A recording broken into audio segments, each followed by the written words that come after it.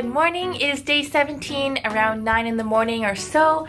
I just heard the ladies outside picking up garbage and everything, so I'm gonna get up now because that probably means the COVID test people are coming soon as well. So I want to make sure I've eaten breakfast and got rid of some of my garbage by then.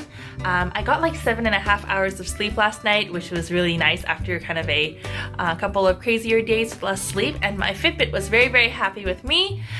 It's Sunday here today, so the plan for today is to attend worship virtually and then probably just chill and watch some more of my show. Maybe even put on a mask because I haven't done that yet, like a cosmetic mask. So I just checked outside the door and there's no breakfast. I think it's because the cleaning ladies dumped it because the COVID test people will be coming soon and they have to get rid of like stuff, obstructions in the hallway before they come. And so I called a reception. I was like, what? There's no breakfast? And so they're bringing it to me now. Yeah. For breakfast today is some fish tofu, a hard-boiled egg, some cabbage or lettuce, and some noodles. Good afternoon. It is almost 1 p.m. so I just finished watching service and talked to my dad for a little bit and my mom as well. I'm gonna have some fruit and some snacks while I watch more of my show, and I'm gonna have some of the apple juice sparkling apple juice that I opened yesterday. I actually stuck some tissue in it, which I think helped to keep a little bit of like the bubbles, the gas. My dad saw it and he's like, oh, it's not gonna work, and I think it worked a little bit. Turns out I didn't have to have a COVID test today, which actually makes sense because it was last Sunday that I found out about the case on my floor. So remembering what an auntie told me, because of this close-ish contact, I guess, case, I would get COVID tests for 7 days in a row and then be back to like the normal schedule of testing. So I got it on last Sunday, Monday, Tuesday, Wednesday, Thursday, Friday, Saturday. So that's the 7 days. And then all the tests were negative, of course. And then so today I didn't have a COVID test.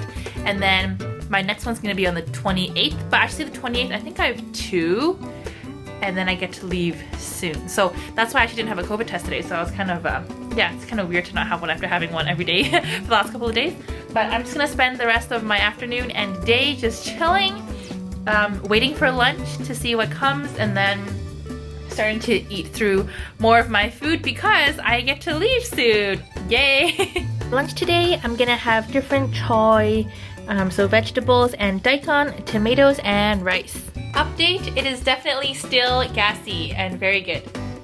Yay, yay, yay. I just placed my dinner order and I'm very excited. It's not coming for another 2 hours because I'm not hungry, so I decided to schedule for a little bit later, but I'm very, very excited for it. Tonight's provided dinner consists of cabbage and carrots and then tomatoes and rice.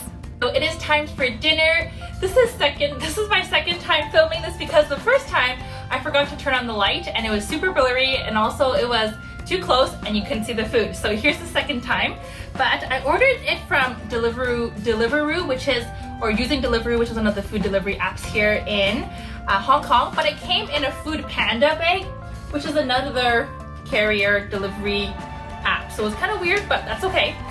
This food is from Hansik Mama, which is the pronunciation or translation of Hansik Mama, which is basically like Korean food mama. So I got 2 items, a seafood hot pot with soft bean curd, aka tofu, and rice, and also a stir-fried rice cake. So this item, the soup, was $90, not 90 Hong Kong dollars, which is about 15 Canadian, and then the stir-fried rice cake is 72 Hong Kong dollars, which is about $12 Canadian. And the total of this, thank goodness I didn't have to pay delivery because it was over 100 Hong Kong dollars, came to 129 Hong Kong dollars because there was a 20% discount. So that's about 23 Canadian dollars. Not bad. And so the reason why I got Korean food, kind of weird, I've never ever craved Korean food before. I probably only had Korean food like 10 times in my life. I enjoy it, but I'm not like crazy about it, so I've never really craved it before. I've craved like McDonald's, congee, or like pizza or sushi before, but I've never craved Korean food. But since a couple of days ago when I was thinking of ordering food, I just really, really wanted these rice cakes, the tteokbokki. So I decided to look for it today. So this first item here, the seafood hot pot with soft bean curd and rice. You can see the soup here. I don't want to spill this. It has a generous amount of seafood. So we've got a couple of different things here. First of all, here is the soft bean curd, aka tofu. You can see that, nice and silky and soft. And we've got some, I don't want this to, we have mussel as well. And we have some small clams. And we also have some squid and some calamari as well, if I can find, oh, is this, yeah, this is calamari, I think. Yeah, or squid rings, I don't even know. So that's the soup there. And then here we have the tteokbokki, the rice cake. So there's also an egg here, which I wasn't expecting, so that's kind of a cool surprise. And there's also some fish cake here and some cabbage or lettuce, and of course the actual tteokbokki, the rice cake. So I'm gonna have this first. So here is the rice cake.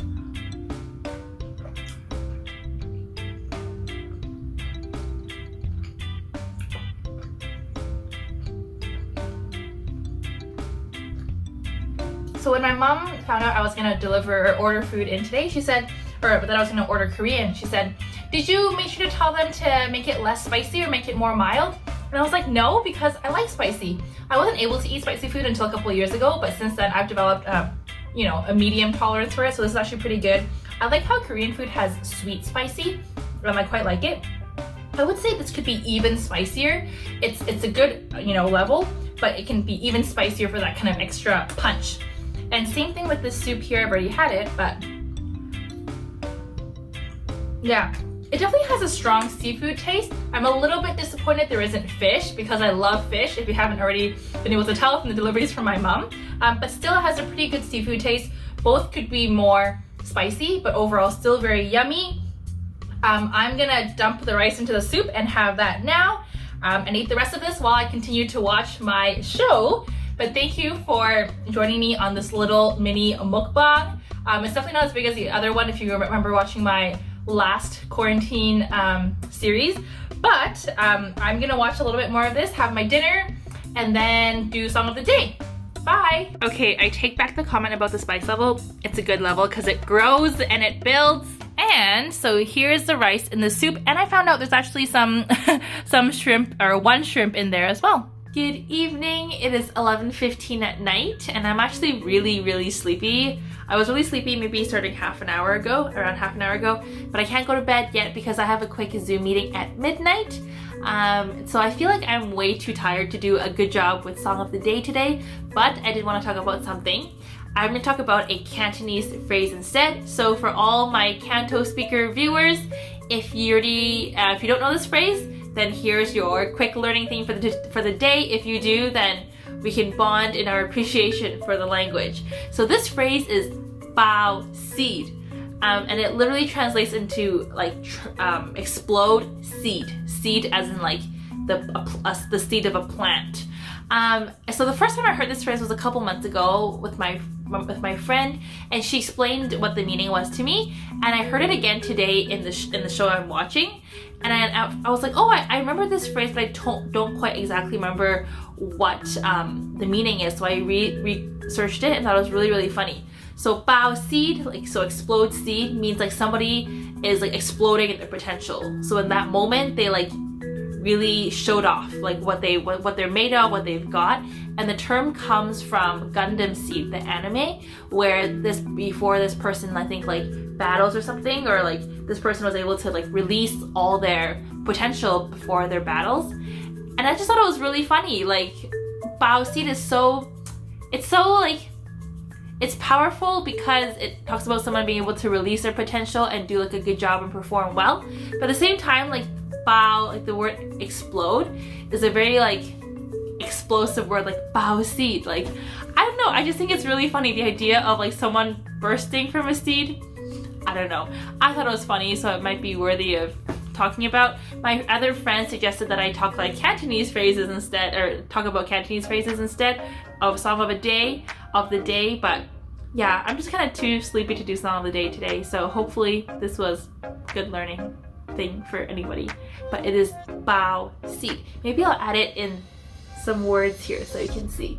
But I am now gonna edit this video and then go to bed after my meeting. Thank you so much for watching day 17's vlog. I only have a couple of days left in quarantine here and then I'll be free. So thank you for watching and I will see you tomorrow. Okay, just one more thought. So the phrase why I think it's extra funny is because it could have been like open seed, you know, hoi seed, or like grow seed, like jang seed or anything.